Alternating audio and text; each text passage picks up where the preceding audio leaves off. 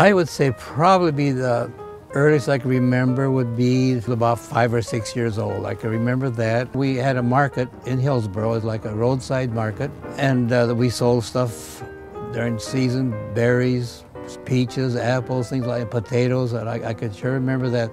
So I think that's where I got some of my background, is business, you know, selling stuff and selling and buying and selling. I think I got a lot of that from Dad. He was a very disciplinarian.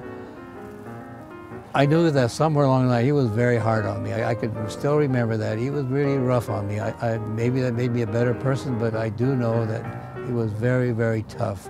He was a very educated man, and I'm not sure how he got all that, but he could speak pretty good English, he could write English, and so for that I do respect him.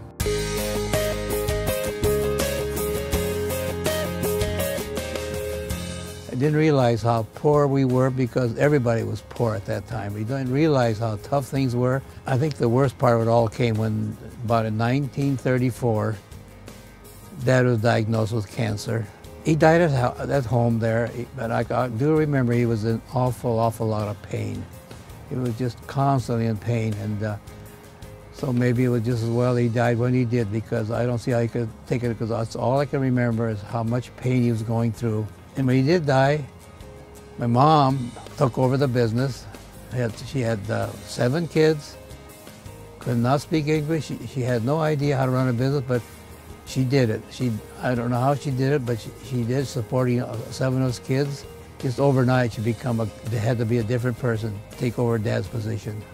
I know she went into Portland, there was a fish market. And I can still see to this day, they're quibbling with the owner. He says, you know, trying to buy a hunk of fish, and I could hear that argument, oh no, too much. And the guy says, what do you want for nothing? You know, I could just see her, you know, she would just fight for our life to keep us kids fed. And I was 14 years old. I drove Mom to Portland. We went and picked up produce, plants, nursery stock, and things like that, bring it back to Hillsboro, our market, and we used to sell that. So they sure made us grow up fast.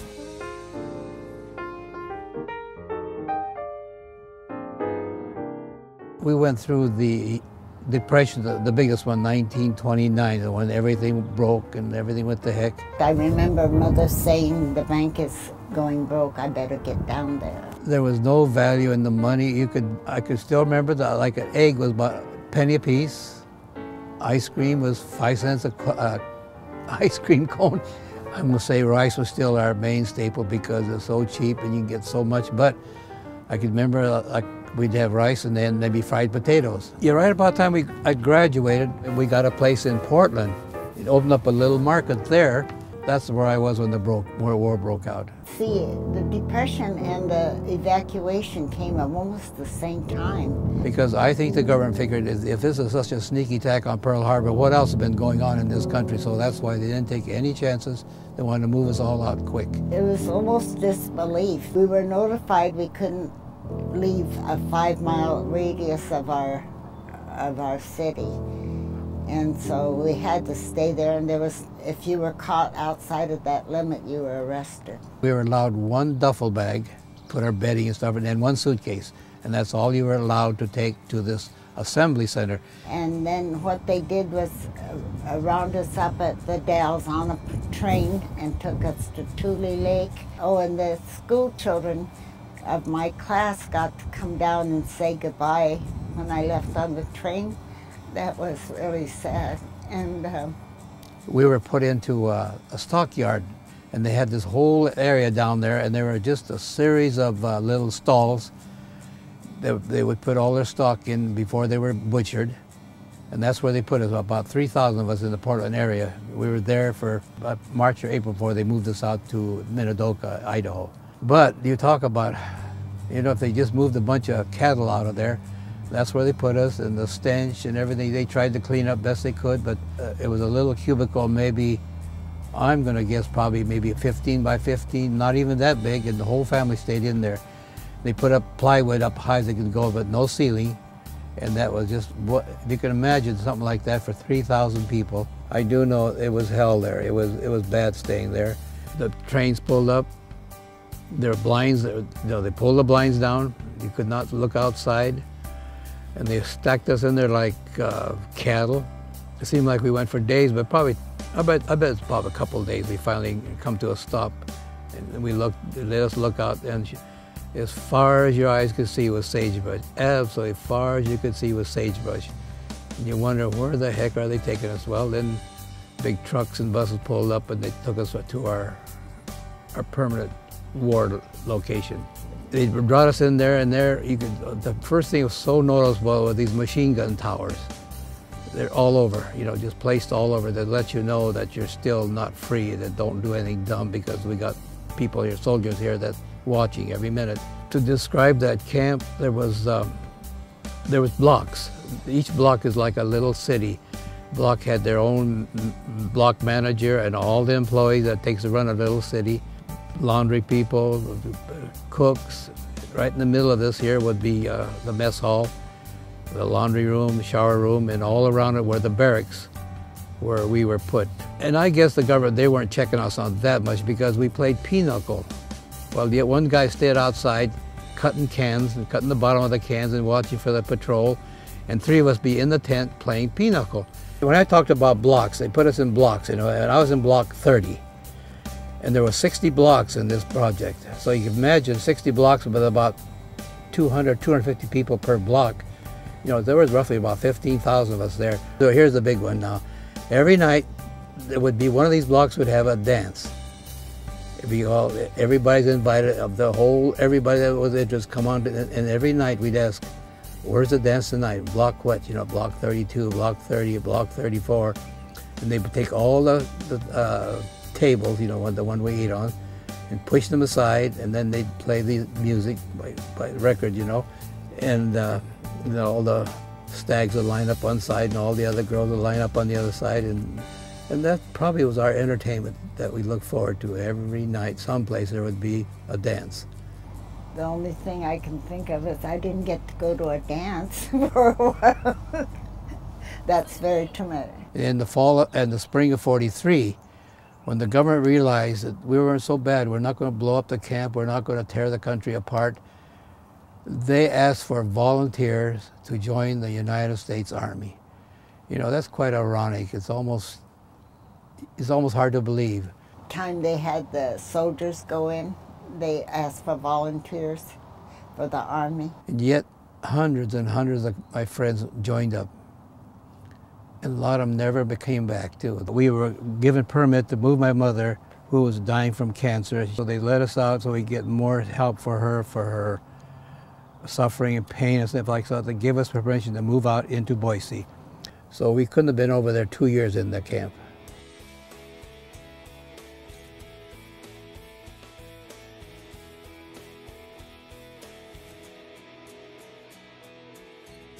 When the war did end, my brothers came to where we were living because they had no other place to go. And I can remember to this day, when we all got together after they come back and we were in Boise, they all looked at each other and says, well, now what? You know, it's like, what are we going to do now? Well, I would say I had to give it to my older brother, Henry. He's probably the one that got everything going. They scouted around, and when they come to Woodland, he said, boy, this is just right for berries. And that's how we got it. How we ended up in Woodland. I can remember this day I told Mabel, don't get too comfortable because we're not going to be here very long.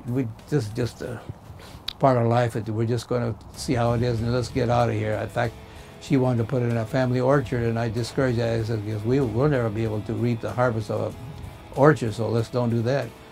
So we've been here over 50 years now, just a short stay. Then I think about it, I'm glad we did stay here because it's a nice little community. We were well treated, not at first. I thought sure that my kids would be called Japs. There was a few incidents, but not many as I thought there would be. As a whole, we were received very well in this town, and wonderful people here.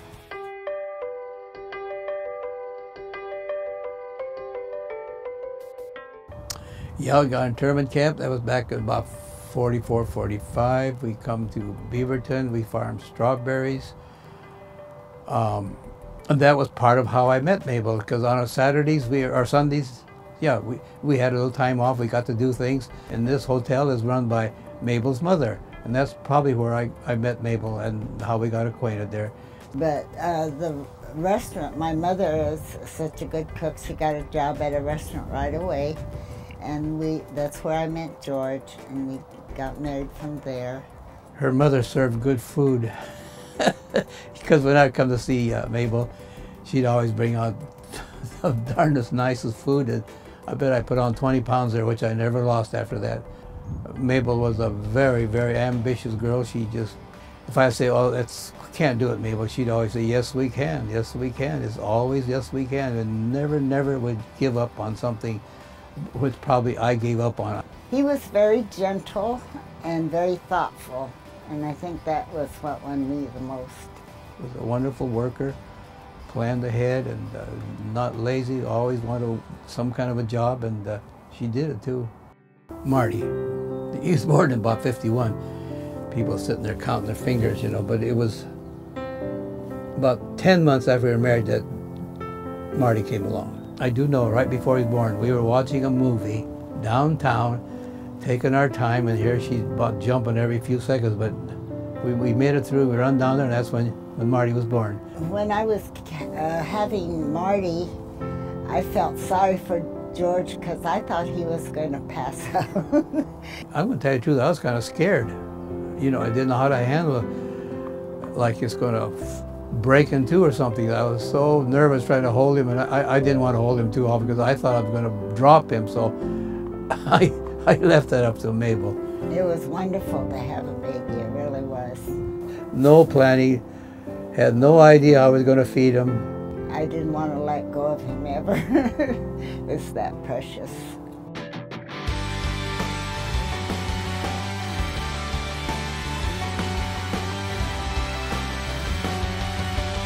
We noticed this a lot where our nursery is now. There's a big sign out for sale. And it was there for a long time, but one day Mabel just says, we ought to just buy that, you know, for an investment. They were putting it up for sale, and I told George, I said, let's try it, because I thought it'd be fun, and it was nice. And so he said, okay. One day she said, well, let's open it up. Let's open up a nursery. And so we went along with that. And her idea of a nursery was maybe, a few plants here and a few plants there, and dress up real nice clothes and just sit there and wait. But it isn't like that. She found out. Marty got involved with it, and he helped out a lot. But in fact, he had a famous name for it. He called it the Funny Farm. Why he put that? But he always got, well, we got to go back to the Funny Farm, guys, you know, so they come spend the rest of the afternoon over there, or vice versa. And the big fish pond you see there is the swimming pool that the family had built, and it had a 10-foot deep diving spot. And so when we made this fish pond for the nursery, we had to fill it all up, and I don't know how many tons of rock it took to fill up that 10-foot hole, you know, for the diving hole. And if we ever quit that, I don't know who's going to dig out the 2 truckloads of rock in there. But I think with Marty and then Brian eventually joining in, I think with her leadership, it would eventually become a pretty good looking nursery.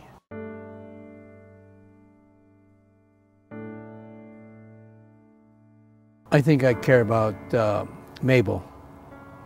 You know, she's been my partner for over 60 years, and I feel that she's the most important thing in my life right now than my kids. That George and I live in harmony for the rest of our lives and enjoy our family and all the good things that happen to us, and not dwell on anything that's bad. Yeah, I think that's about what I would like to be doing right now, is to do something with her, take care of her, and do more things with her while we're both still alive and still able to walk around. I think my family comes first. I'm proud of all my kids, and then I'm proud of the farm and the nursery that George and I created together. I can remember when the kids were young, Mary, Lori, all of them helped on the farm. Everybody helped on the farm, then eventually opened up the nursery. And there were the kids making a go of it. I think that's probably my proudest part. I think that is my regret there, that I spent too much time thinking, you know, that working Saturday, Sunday, and not spending more time with my kids. Maybe I should have directed them into the church where I should have been going instead of doing work all the time. That's where somewhere along the line I must have kind of lost real close with my kids. I wish I could change that. I wish I could have grew up with them and did the things that most parents would do with their kids, which I did not do. The only thing I was thinking about is, well, what job shall we do next? That type of a thing. And I wish I could change all of that. I wish I didn't have to be that way. Yeah, I think it's my background. We grew up in such poverty, and I always felt that I've gone through that. That's one thing I never want to go through again. That was always on the back of my mind. Something's going to be a failure. The kids are going to get enough to eat. It's always on the back of my mind. I lived through that 1929, the breakdown in that, and I can remember how the kids, the living condition, everything. This is one thing I never want to go to. That's why whatever I was trying to do, I did not want to be a failure. I wanted to pay off, make money, and I never want to see that kind of a day again. And that's probably what drove me to do what I did. It's always that fear that things are going to fall apart and we're going to lose everything. And that's a heck of a way to live, but that's the way I was. Even though we, as a family, we get along real good, I wish I was still closer to the family. I guess you might say that where we could do things together. Hey, Dad, let's go fishing or something like that. I have one of the boys, or Dad, let's take you and Mom someplace. I think I lost all of that. I wish I had that closer that could be not buddy, but like you. But I think what a good working family is, that they do things together, they plan things together, church together. I think that's the ideal thing. I would like to have done that. So somewhere along the line, I feel close to my kids, but not as close as I would like to have been.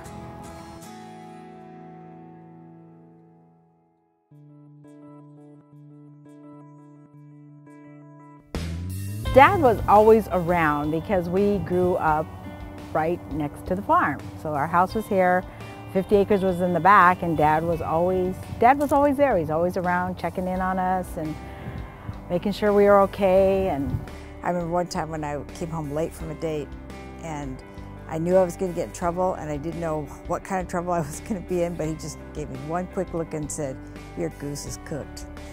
And I remember just dying inside because I crossed the line of disappointing my dad. And I never did get in trouble for that either. I mean, like the next day they didn't even bring it up, but I remember I better not ever do that again. When I first got into motorcycles, he built me a shed out of railroad ties and had his mechanic build it. And it was a nice shed. It was like about a 12 by 12, and I spent my life out there during high school. Working all the time, I think I'd have to go to the vacations, the special times, matsutake hunting. Udon noodles. Ever since I moved out of the house when I was 23 years old, I've not touched them once because we saw that a lot on the dinner table. And we saw it on our heads. And I think everybody relate to that. But Grandma and Grandpa, we used to always play jewelry, and I would get quarters for the same jewelry piece over and over and over, and Grandpa would buy them.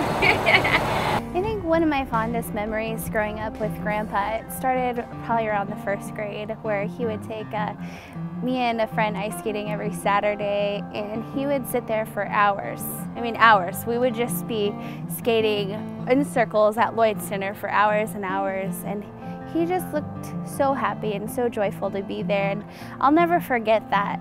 My fondest memory is probably when he took me to the driving range. Like, I golf, and so one day I really wanted to go to the driving range, so him and Grandma took me, and he was just so impressed. He kept watching me, and it made me feel really important, and then he took me to dinner after, so I will always remember that.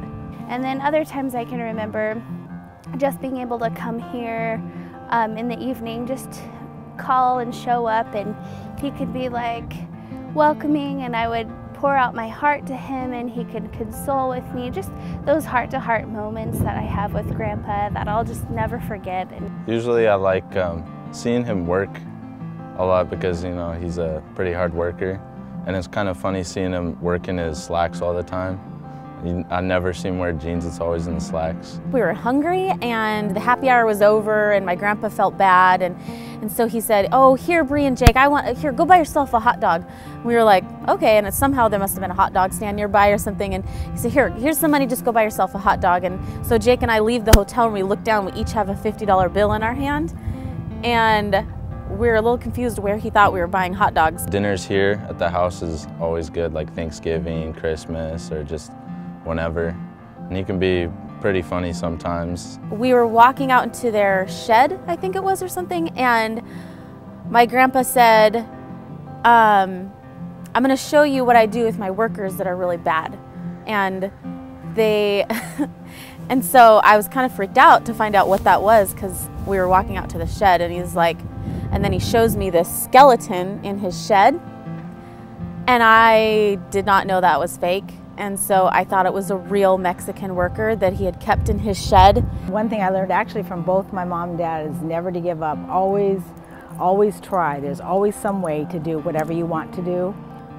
When I picture of my grandpa working really hard, I picture him walking around in his polo shirts with the little pocket with his pens and pencils stuck in them, and they have little holes at the bottom of the pocket from the pens and pencils sticking through the pockets, and a couple coffee stains, and then nice Docker slacks that have gotten a little dirt on them, but pressed Docker slacks with giant rain boots on. Oh, and a Sea First Bank hat of some kind, or some kind of hat, just some kind of hat that's kind of off-centered, like he's really cool, but he didn't mean to be cool. It's just like he just is.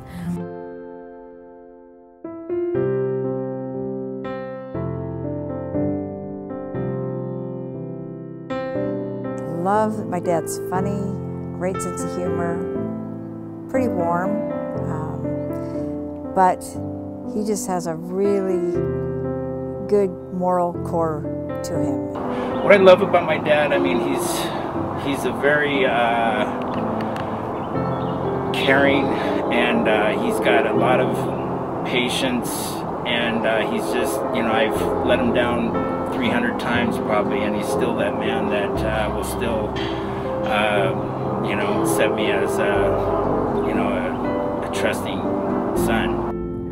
What I love about him is that just anytime I'm feeling down, I could just go to him and he'll say all the right things. He'll call me sweetheart, it will be okay, and just tell me that he loves me and he'll make me feel better. What I love about my grandpa is how I hear his stories and how he made through past the camps in Idaho, the Minidoka, and just how he came up from nothing to now. Just always diligent, always prodding, very logical, consistent. But he also liked to have fun. He was always laughing, and that's probably where I got my laugh too. I love the most about my grandpa that he is a really good example of what it's like to be an extremely hard worker, and how that does pay off, and there's times where it doesn't feel like it will. I think one thing that Grandpa is really good at is being a listener. And he's so empathetic, and he just really, he'll sit there and he will listen fully, even if it's just a dumb problem, but he'll sit there and listen and console you. And then he's always good about offering solutions. And it's been an honor. Old school work ethics and work. What he's taught me in the last 40 years of work, there's not enough schooling. The guy's just amazing. Grandpa, I think you've done such a great job leading this family. You have such a great heart, and you carry the world on your shoulders, and you were able to make something of nothing. Grandpa, I'm so proud of you in the way that you've raised such a great family, and I love you, and thank you for all you do. Hey Grandpa, I really respect what you've been doing and how you brought up your family and how you do so well. And I just wish I can be successful as you and work just as hard. And thank you for all you've done for me. Hey Grandpa, I just want to let you know that you are so inspirational, and I will never give up because of you, because you always always inspire me. Well, Dad, I think it's you're a man of your words. You've